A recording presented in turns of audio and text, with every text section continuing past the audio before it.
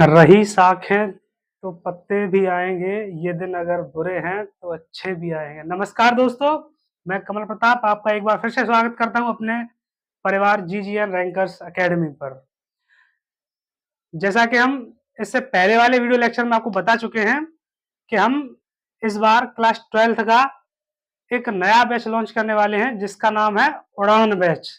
उस बैच में आपको हिंदी, अंग्रेजी, भौतिक विज्ञान, रसायन विज्ञान, उसी के साथ साथ गणित, ये सारे सब्जेक्ट आपको देखने को मिलेंगे और प्रत्येक सब्जेक्ट के लिए लगभग अलग टीचर रहेंगे। इसमें टीम से आप इंट्रोड्यूस हो चुके हैं पहले ही, तो जैसा कि मैं बता चुका हूं उसमें मैं पढ़ाऊंगा आपको रसायन विज्ञान। ठीक है बेटा, तो स्टार्ट करने वाले हैं जैसा कि इसमें लगा हुआ भी है उड़ान बैच केमिस्ट्री चैप्टर नंबर 1। ठीक है विलियन। इससे पहले हम क्या करेंगे, एक बार सिलेबस को डिस्कस करेंगे, अपने क्या सिलेबस है हमारा पढ़ने के लिए। ठीक है, उसी हिसाब से, क्योंकि जंग में जाने से पहले हमें ये पता होना चाहिए कि वहां किस प्रकार के दुश्मन हैं, उनसे लड़ने के लिए किस प्रकार की रणनीति होनी चाहिए। ठीक है, तो इसी प्रकार से हमारा सिलेबस भी है। मैं आपको एक अच्छे सैनिक की तरह ट्रीट करूंगा। ठीक है, देखिए, तो रसायन विज्ञान की अगर हम बात करें तो कौन कौन से चैप्टर है इसमें हमें पढ़ने के लिए बेटा। ठीक है, देखिए, पाठ्यक्रम पहला चैप्टर है विलयन, दूसरा पढ़ना है आपको वैद्युत रसायन, तीसरा पढ़ना है रासायनिक बलगतिकी। ठीक है, ये गलत लग गया है, रासायनिक बलगतिकी। फिर अगला आएगा बेटा डी और एफ ब्लॉक के तत्व। अगला आएगा पांचवा चैप्टर उप सह संयोजन यौगिक। छठवां चैप्टर होगा बेटा आपका हेलो एल्केन और हेलो एरीन। उसके बाद आएगा बेटा एल्कोहल, फिनॉल और ईथर। नेक्स्ट चैप्टर है आपका एल्डेहाइड, कीटोन और कार्बोक्सिलिक अम्ल। इसके अगले आगे देखेंगे आप तो नाइट्रोजन युक्त कार्बनिक यौगिक। और आगे बढ़ेंगे आप तो सबसे लास्ट चैप्टर मिलेगा आपको जिसमें बहुत सारी आपको बायो देखने को मिल सकती है। इस चैप्टर का नाम है जैव अणु। ये बहुत ही स्मूथ तरीके से हम आपका जब तक बोर्ड एग्जाम आएगा उससे बहुत पहले तक सिलेबस कंप्लीट कर चुके होंगे। और इसी के साथ साथ एक सीरीज और लॉन्च करेंगे हम।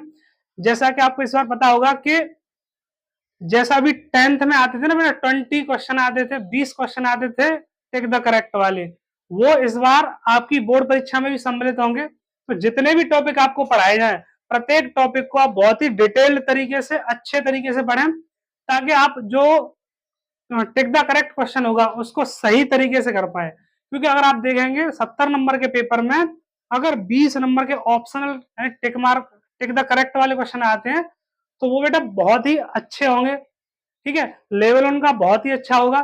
तो उस वजह से आप क्या करेंगे, साथ ही साथ जैसे चैप्टर कवर अप हुआ करेगा उसी के साथ में एक लास्ट में हो सकता है या तो अलग से सीरीज चला देंगे उसकी। ठीक है, लेकिन कम से कम 20 से 25 क्वेश्चन आपको जो बोर्ड परीक्षा में आने की संभावना रहेगी, ऐसे क्वेश्चन इस चैप्टर कंप्लीट होने के बाद में बता दिए जाया करेंगे आपको। ठीक है, चलिए स्टार्ट करते हैं हम अपना पहला चैप्टर।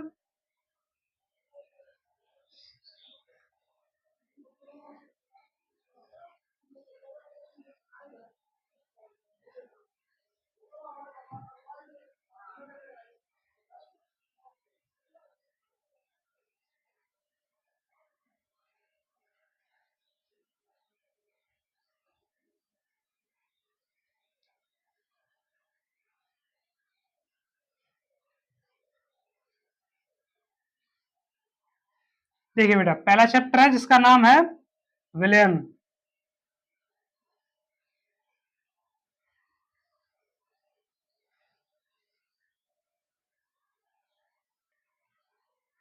चलिए बेटा स्टार्ट करते हैं पहला अध्याय अपना जिसका नाम है विलियन। ठीक है, अब विलियन को स्टार्ट करने से पहले हम थोड़ा बेसिक जानकारी देखेंगे इसकी। ठीक है, तो आपने एक बहुत छोटी सी क्लास में पढ़ा होगा काय के बारे में बेटा, पदार्थ के बारे में। ठीक है, पदार्थ होता क्या है।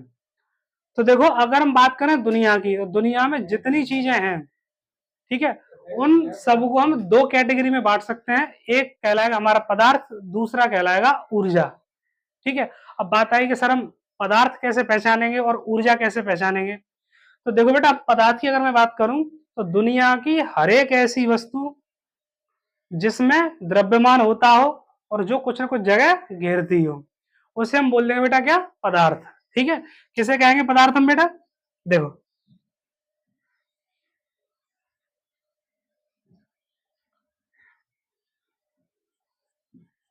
हर वह वस्तु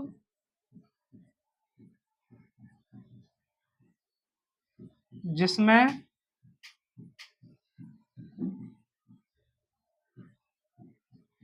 द्रव्यमान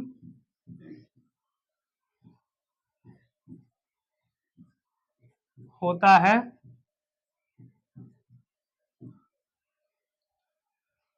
तथा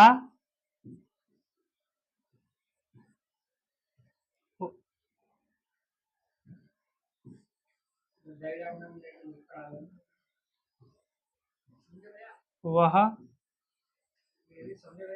कुछ स्थान घेरती है। ठीक है, क्या कहलाएगी बेटा? वो पदार्थ कहलाएगी। ठीक है, ब्रह्मांड में उपस्थित हर एक वह वस्तु जिसमें द्रव्यमान होता हो और जो जगह घेरती हो, क्या कहलाएगी? वो पदार्थ कहलाएगी। ठीक है, दूसरा मैंने बताया, अगर हम बात करें पदार्थ के एग्जाम्पल की, तो आप जो भी चीजें देख पा रहे हैं अपने चारों ओर, वो सब की सब किसी न किसी पदार्थ से मिलकर बनी हुई होंगी। ठीक है, अब आगे चल के अगर इसे डिस्कस करें तो बहुत सारी चीजें डिस्कस की जा सकती है बेटा इसके बारे में। ठीक है, अगर मैं बोलूं पदार्थ की अवस्थाओं के बारे में, तो आपने पढ़ा होगा पदार्थ कितनी अवस्था, मुख्य अवस्था होती है कितनी बेटा? हमारी 3। ठीक है, टोटल की अगर बात करें तो कितनी होती है बेटा? 5। कौन कौन सी? शाबाश, ठोस। दूसरी कौन सी वाली बेटा? द्रव। तीसरी कौन सी बेटा? गैस। चौथी प्लाज्मा।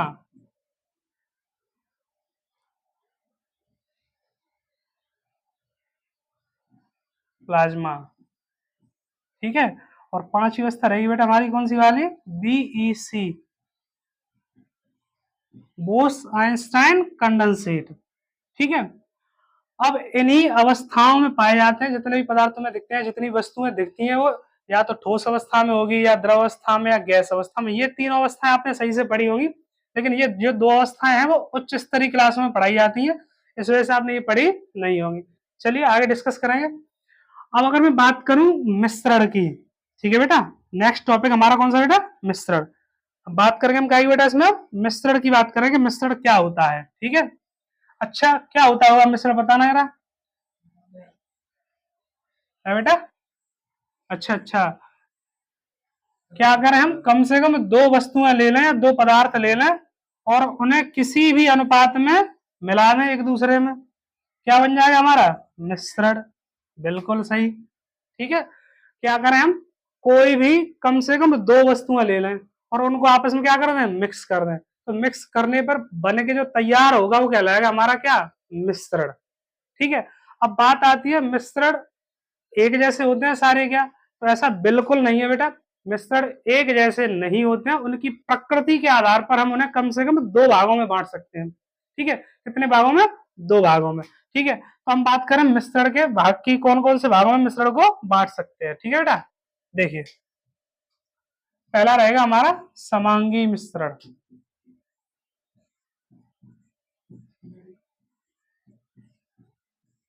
दूसरा रहेगा बेटा कौन सा? विषमांगी मिश्रण।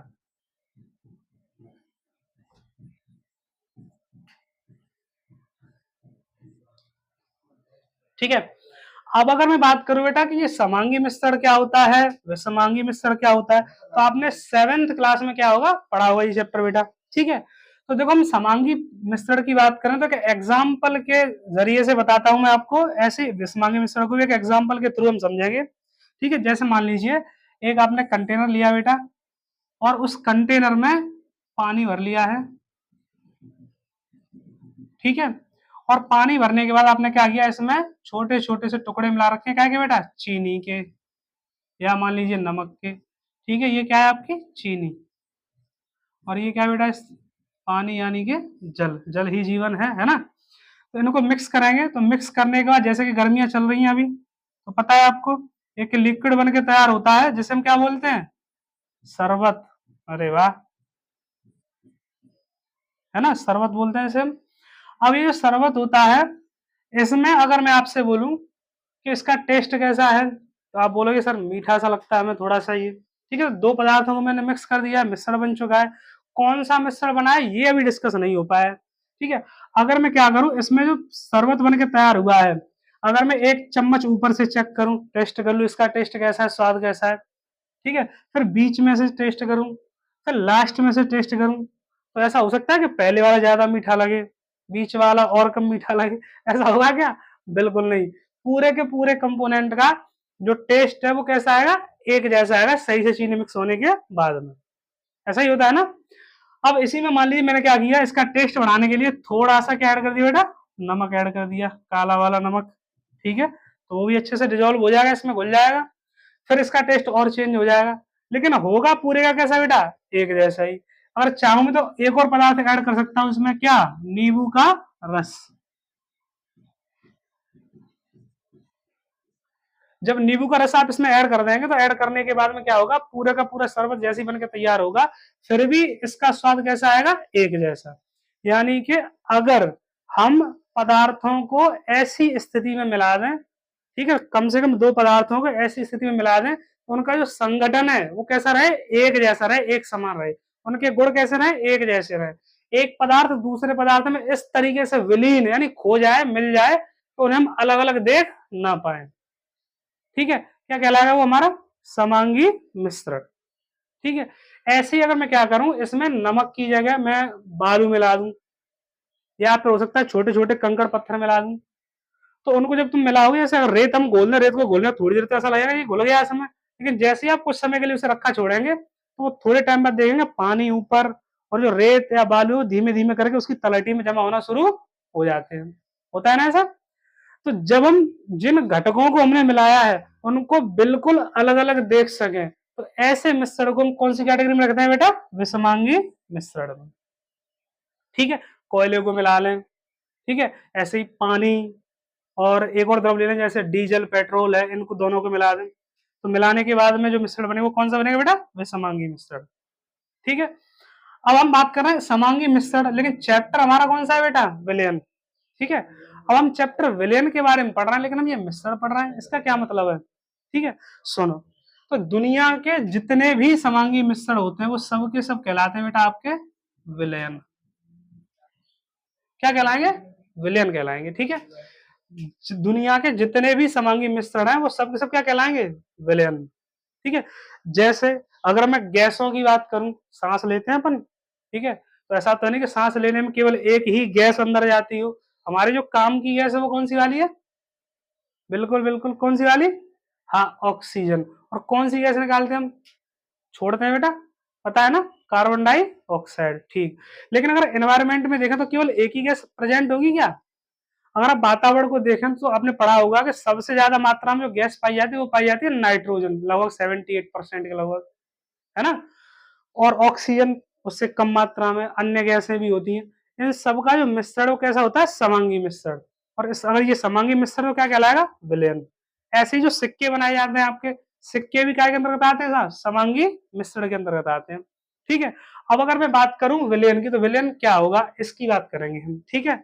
चलिए देखते हैं बेटा हम विलयन को, ठीक है। तो विलयन क्या होता है, देखो डेफिनेशन लिख दे रहा हूं मैं, वैसे डेफिनेशन आज तक पूछी नहीं गई है। दो या दो से अधिक पदार्थों के समांगी मिश्रण को विलयन कहते हैं, कहते हैं, ठीक है बेटा। बहुत आसान सी परिभाषा है, कम से कम दो पदार्थ हो, उनको अगर मिक्स कर दें, मिक्स करने पर वो कौन सा मिश्रण बनना है ये जरूर ध्यान रखना है आपको, ठीक है। बहुत जगह गलत बता देते हैं, लेकिन आपको ये जरूर ध्यान रखना है कि कितने भी पदार्थ हो कम से कम दो पदार्थ होने चाहिए। अगर आप उनको मिला देते हैं तो मिलाने के बाद में मिश्रण बनता है जो, वो क्या कहलाएगा, विलयन कहलाएगा बेटा, ठीक है। अब विलयन में आपने देखा कि एक पदार्थ है, उसमें दूसरा पदार्थ हम घोल रहे होते हैं, ठीक है। तो उसी के आधार पर हम क्या करेंगे, क्या बांटेंगे, विलयन के घटक, यानी कि किन किन चीजों से मिलकर के विलयन बनता है। तो ध्यान रखना जब कभी आप क्या बनाएंगे बेटा, विलयन, तो विलेन को बनाने के लिए कम से कम दो कंपोनेंट की जरूरत पड़ेगी आपको। एक होगा बेटा क्या इसमें, विलेय, और दूसरा होगा बेटा विलायक। एक विलेय होगा और दूसरा क्या होगा बेटा, विलायक। अब बात आती है कि सर हम पहचानेंगे कैसे विलेय कौन सा है या फिर विलायक कौन सा है। चलिए डिस्कस करते हैं इसको।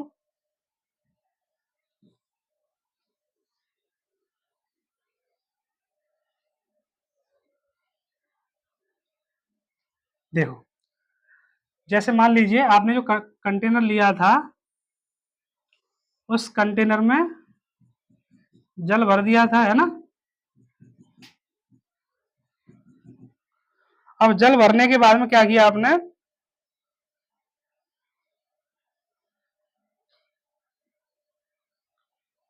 थोड़ी सी मात्रा में क्या मिला दी, उसमें चीनी मिला दी। ठीक है, तो मिलने के बाद में क्या बन जाएगा आपका ये शरबत, बताया था मैंने, है ना।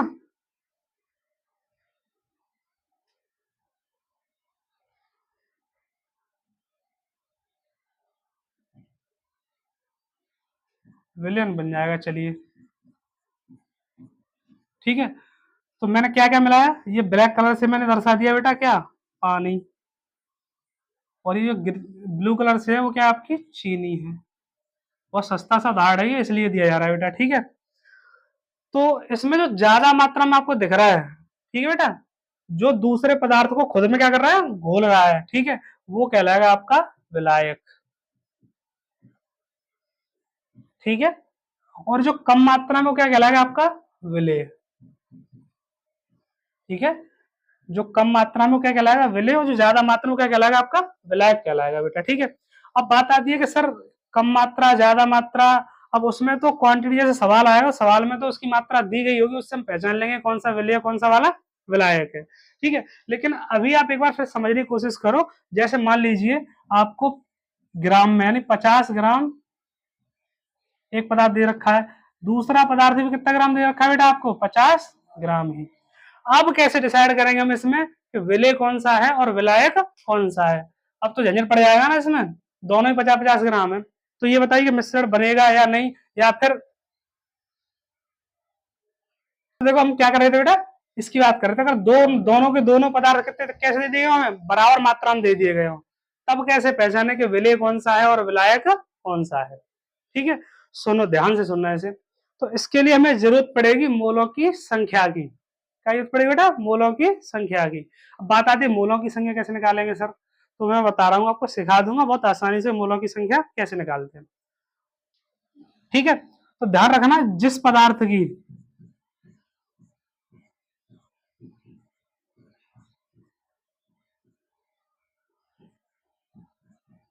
मात्रा, मात्रा बोले तो मोलों की संख्या, ठीक है, मोलों की संख्या। ठीक है, मोलों की संख्या की बात कर लें। ठीक है, अगर कम है तो उसे हम बोल देंगे बेटा क्या, विलेय। ठीक है, और जिसकी पदार्थ की मात्रा है ना, मोलों की संख्या कैसी होगी बेटा, ज्यादा, ठीक है, उसे क्या बोल देंगे हम, विलायक। ठीक है, एक बिल्कुल शॉर्ट तरीके से बता दे रहा हूं आपको मैं फिलहाल, मोलों की संख्या हम कैसे निकालेंगे बेटा। ठीक है, चलिए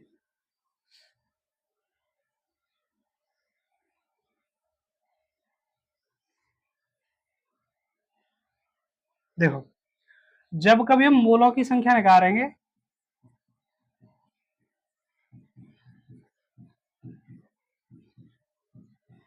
ठीक है, तो मोलों की संख्या ध्यान रखनी है आपको निकालने के लिए। जिस पदार्थ की निकालना उस पदार्थ का भार पता हो हमें। केमिस्ट्री में ध्यान रखना, भार और द्रव्यमान दोनों चीजें एक ही होती है, लेकिन अगर आप फिजिक्स में जाएंगे तो भार और द्रव्यमान में अंतर होता है। ठीक है, पदार्थ का भार बट्टे पदार्थ का अणुभार। ठीक है, इससे आप निकाल लेंगे मोलों की संख्या। वैसे हमारे से छोटे फॉर्म में लिखे तो मोलों की संख्या लिखते हैं हम एन से, पदार्थ का जो भार है उसे डब्ल्यू से, और अणुभार को कैसे बेटा एम से लिख लेते हैं, एन बराबर डब्ल्यू बट्टे एम से। आगे सिखाऊंगा आपको मैं। ठीक है, ये सारी चीजें। चलिए अब अगर मैं बात करूं बेटा क्या है कि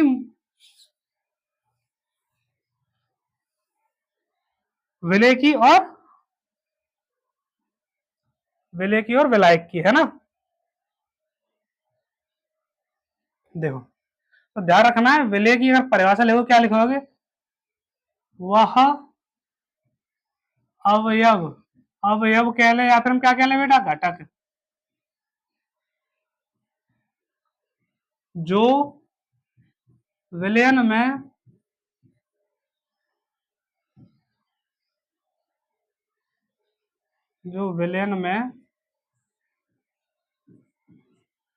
द्रव्यमान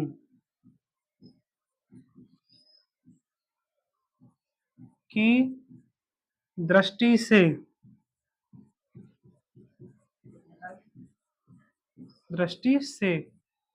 कम मात्रा में,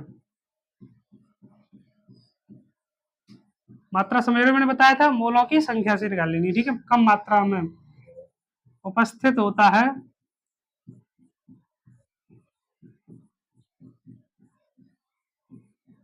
उपस्थित होता है, ठीक है। आगे फॉर्मूला वगैरह लिखा करेंगे हम, तो विलय को ध्यान रखना, हम ए से रिप्रेजेंट करेंगे बेटा, कैसे, ए से लिखा करेंगे, ठीक है। दूसरा अगर हम विलायक की बात करें तो विलायक क्या होगा, ठीक है, तो ऐसे लिखेंगे, वह अवयव,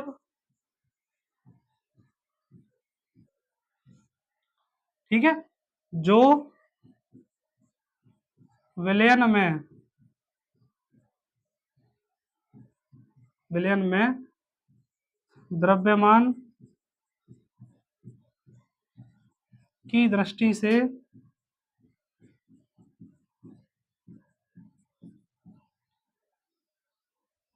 अधिक मात्रा में,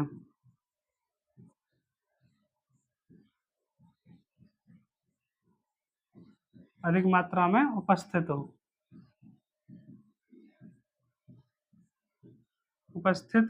हो, उसे हम क्या बोल देंगे बेटा, विलायक। तो विलायक को ध्यान रखना, हम कैसे रिप्रेजेंट करेंगे, बी से, ठीक है। एक और विशेष बात ध्यान रखनी है आपको, नोट बता दे रहा हूं मैं आपको, नोट करके लिख लो बेटा, ये 2000 का बेशक बंद हो गया है, फिर काम का बहुत है, ठीक है। देखो क्या, कि हमेशा ध्यान रखना है,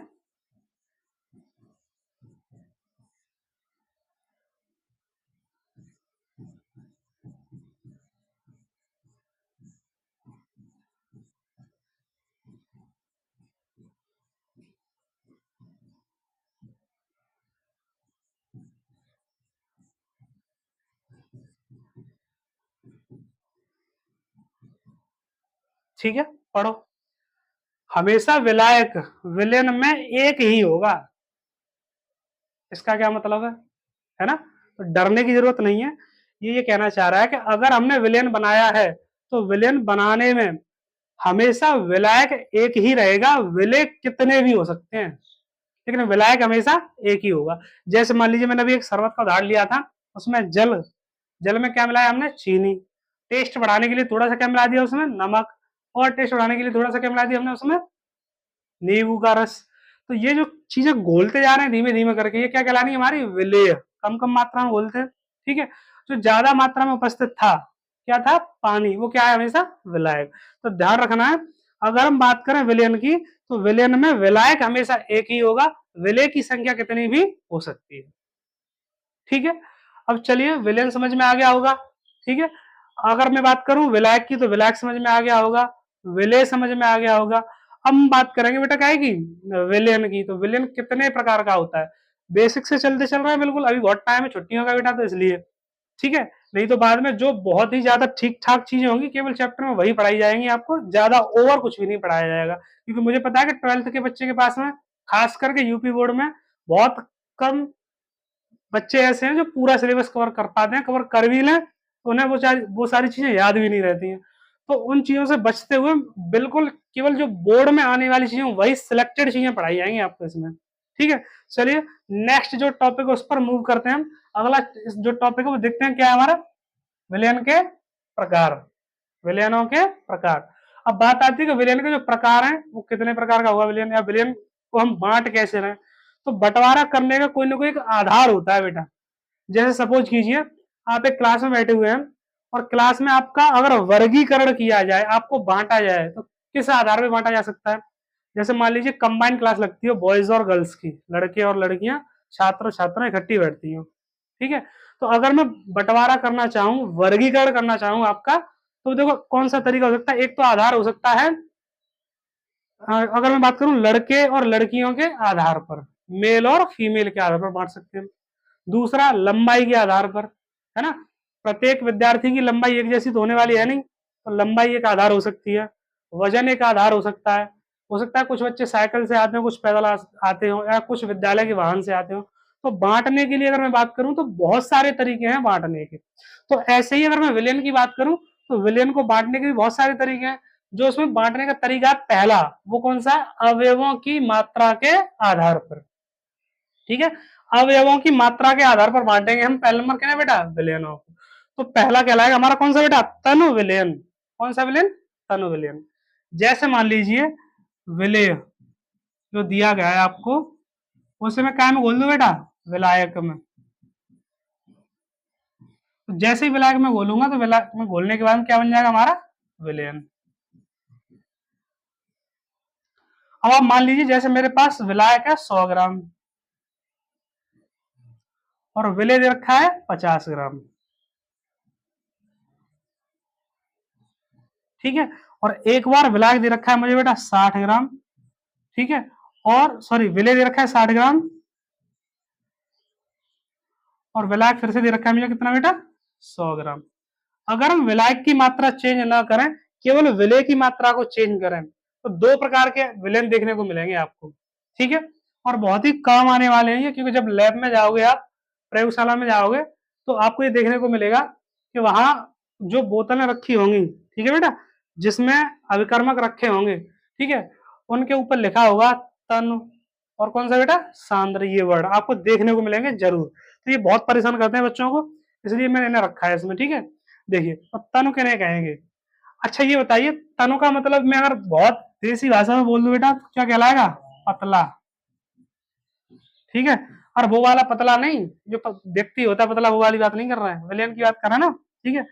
ऐसे ही एक होगा बेटा कौन सा, गाढ़ा, ठीक है, पतला और गाढ़ा। इसे कैसे, ये तो जानते होंगे, ठीक है। अगर हम विलायक की मात्रा कांस्टेंट रखें, तब विलय की मात्रा अगर कम रखेंगे उसमें, तो वो कहलाएगा हमारा क्या बेटा, तनु विलयन। और वहीं पर विलय की मात्रा अगर हमने बढ़ा दी तो विलयन कैसा हो जाएगा, गाढ़ा, ठीक है। तो क्या कहलाएगा वो हमारा, सांद्र विलयन, ठीक है। यानी कि वह विलयन जिसमें विलय की मात्रा कम होती है, वो कहलाएगा आपका क्या, तनु विलयन। और वह विलयन जिसमें विलय की मात्रा कैसी हो बेटा, ज्यादा हो, वो क्या कहलाएगा आपका, सांद्र विलयन, ठीक है। इसके आगे पढ़ते हैं बेटा हम टॉपिक अगला।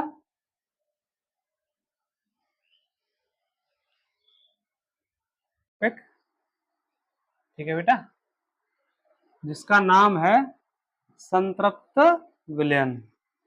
कौन सा विलयन बेटा, संतृप्त विलयन। अब हम संतृप्त विलयन को समझने के लिए एक एग्जांपल से शुरू करते हैं इसको, ठीक है, कि संतृप्त विलयन होगा क्या। जैसे मान लीजिए आपके पास एक कंटेनर है, ठीक है। अब इसमें जल भरा हुआ है बेटा। आपने क्या किया, आपको बेटा एक ज्यादा सी मात्रा में यहाँ पे किसी कटोरे में भर के दे देगी आपको बेटा क्या, चीनी, ठीक है। अब आपने क्या किया, शरबत बनाना स्टार्ट किया, यहाँ से आप चीनी निकालते गए, इसमें डालते गए, ठीक है। डालते रहेंगे डालते रहेंगे डालते रहेंगे बेटा। एक ऐसी स्थिति आएगी जिस पर जाकर के जो चीनी है वो घुलना बिल्कुल पूरे तरीके से बंद हो जाएगी, ठीक है। यानी कि जब हम किसी विलेय पदार्थ को विलायक के अंदर घोल रहे हों और इतना घोल लें कि वो विलेय पदार्थ अब उस विलायक में घुलना बंद हो जाए, ठीक है, तब इस प्रकार बने हुए विलयन को हम क्या बोल देंगे बेटा, संतृप्त विलयन। संतृप्त विलयन बोल देंगे, ठीक है।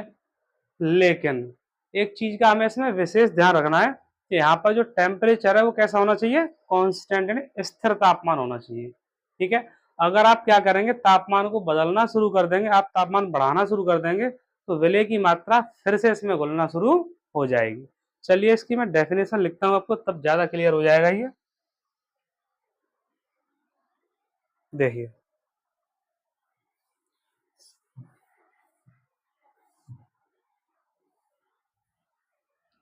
क्या होगा संतृप्त विलयन, देखो, वह विलयन जिसमें विलेय की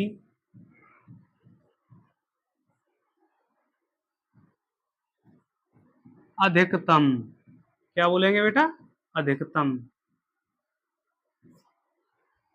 संभव मात्रा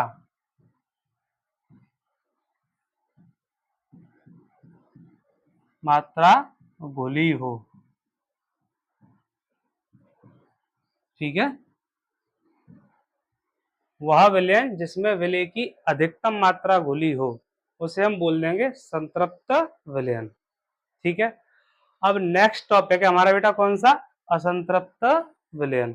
ठीक है, असंतृप्त विलयन क्या होता है, जैसे हम विलयन को संतृप्त बनाने के लिए उसमें विलेय पदार्थ घोल रहे थे, जैसे मान लीजिए कि अगर हमारे पास में 1 लीटर जल है, 1 लीटर क्या है हमारे पास में बेटा, जल, और इसमें अधिकतम मान ले रहे हम कितनी, 250 ग्राम चीनी घोल सकते हैं। ठीक है, मान के चल रहे हैं कि 1 लीटर जल में कितनी बेटा, 250 ग्राम चीनी घोली जा सकती है, और वो हमने पूरी तरीके से घोल दी इसमें, और वो घुल भी जाएगी, तो ये कौन सा विलयन बन जाएगा बेटा, संतृप्त विलयन। अब क्या किया, वही जल लिया हमने और उसमें 250 में से मात्र कितनी बेटा, 200 ग्राम चीनी घोल दी हमने। कितनी बेटा, 200 ग्राम चीनी घोल दी उसमें, 50 ग्राम कंजूसी कर गए या फिर हो सकता है घोलते टाइम चबा गई। ठीक है, तो ऐसे में घोल कितनी सकती थी, 250 ग्राम, लेकिन गोली कितनी कितनी हमने बेटा, केवल 200 ग्राम। तो ऐसी स्थिति में अभी भी इस विलायक में 50 ग्राम चीनी और घोली जा सकती है। ठीक है, तो कहने का ये तात्पर्य है, इसमें ये मतलब है कि संतृप्त विलयन को बनाने के लिए जितनी विलेय की आवश्यकता थी उससे भी अगर हम कम विलेय पदार्थ घोलते हैं किसी विलायक में, तो उससे जो बनेगा विलयन वो हमारा असंतृप्त विलयन कहलाएगा बेटा। ठीक है, चलिए इसको मैं एक बार लिख देता हूं बोर्ड पर, आप उससे ठीक तरीके से समझ पाएंगे।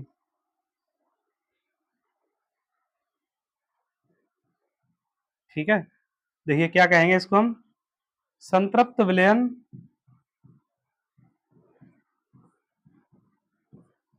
विलयन बनाने के लिए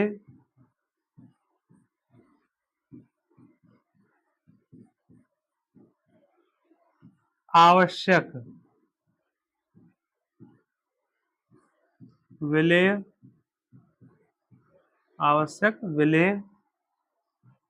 की मात्रा से कम विलेय घोलने पर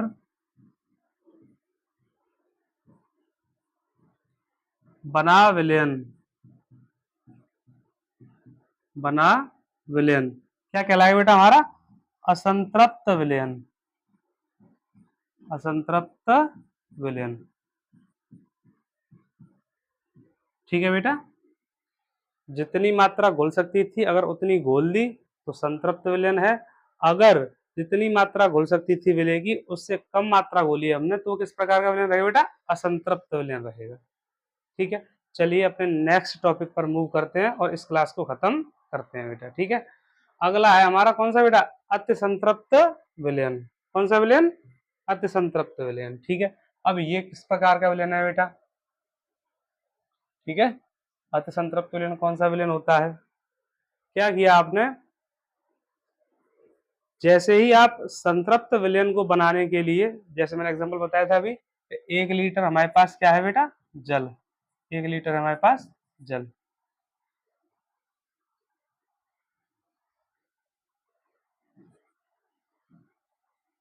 1 लीटर जल है, तो इसमें मैक्सिमम कितनी हम घोल पा रहे हैं चीनी, मान लीजिए 250 ग्राम। ठीक है। अब आपने क्या किया कि 250 ग्राम चीनी से ज्यादा मात्रा आपने घोल दी उस विलायक में, तब जो बन करके तैयार होगा आपका विलयन वो कहलाएगा आपका अति संतृप्त विलयन। ठीक है। अगर मैं इसकी परिभाषा लिखने की कोशिश करूं तो परिभाषा लिख रहा हूं, फिर आपको एक बहुत अच्छे से एग्जांपल से समझाने की कोशिश करूंगा इसको मैं। ठीक है। देखिए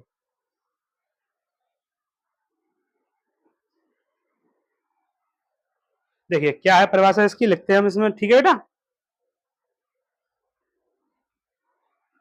स्थिर ताप पर, स्थिर ताप तो उसमें भी रहना था। ठीक है। स्थिर ताप पर, स्थिर ताप पर फिर क्या लिखेंगे इसके बाद हम, फिर लिखेंगे बेटा स्थिर ताप पर जब किसी विलयन में विलेय की मात्रा संतृप्त विलयन से अधिक हो जाती है। ठीक है। स्थिर ताप पर जब किसी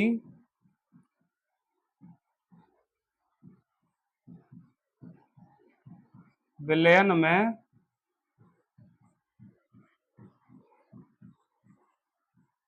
विलेय की मात्रा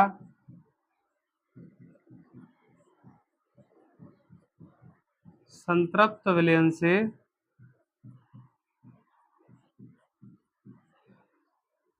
कैसी हो जाए बेटा, अधिक हो जाए।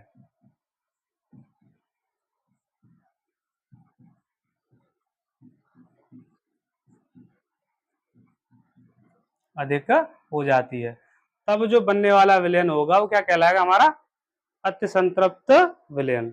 अब एक एग्जांपल समझ लीजिए, जैसे एक बच्चा है, वो क्या करता है बेटा, 2 रोटियां खा सकता है। कितनी, 2 रोटियां। ठीक है। अब वो पहले दिन तैयार हुआ और पहुंचा अपने कॉलेज, 2 रोटी रख के ले गया टिफिन में। ठीक है। और उसने वो दोनों की दोनों रोटियां खा ली। ठीक है। तो क्या होगा, उसका मन बिल्कुल प्रसन्न होगा, वो पूरे तरीके से संतुष्ट होगा। ठीक है। यानी कि जितनी उसे जरूरत थी उतनी चीजें उसे मिल गई, इस वजह से वो कैसा है, पूरे तरीके से संतुष्ट है। ऐसे ही विलयन में जब हम बना रहे होते हैं विलयन को, तो विलायक में जितनी मात्रा विलय की घोली जा सकती थी अगर उतनी घोल दी तो क्या कहलाएगा हमारा, संतृप्त विलयन। अब मान लीजिए वही बच्चा अगले दिन थोड़ा लेट हो गया स्कूल जाने के लिए, खाना भी नहीं बन पाया उसका, फिर वो वहां से भागता हुआ आया। जैसे ही घर में घुसा, घर में घुसते ही उसने देखा कि बिल्ली एक रोटी लेकर के भाग गई। उसके हिस्से की 2 ही रोटियां थी, उसमें से एक लेकर के चली गई। अब वो बेचारा क्या करेगा, भूखा रह जाएगा वो तो। ठीक है। भूखा रहने पर क्या होगा, वो एक रोटी खा करके खुद का काम चला रहा होगा, विलयन तो बनेगा। ठीक है। लेकिन जितनी विलय की मात्रा घोली जानी चाहिए थी उस उतनी हमने विलय की मात्रा नहीं घोली, यानी उस बच्चे को 2 रोटी की जरूरत थी, उसे 2 रोटी न मिल करके एक ही मिली। ठीक है। तो इस प्रकार से जो विलयन बनेगा वो कौन सा बनेगा बेटा, असंतृप्त विलयन। अब मान लीजिए वही बच्चा शाम को थोड़ा एक्स्ट्रा क्लासेस लेकर के पढ़ करके लेट आया और माता जी बनाते मिल गई बेटा भोजन उसके। ठीक है। और उसकी पसंद की सब्जी बना दी उन्होंने। अब वो क्या हुआ, घी लगा करके रोटी पर पहले एक खाई उसने, फिर एक और खा ली।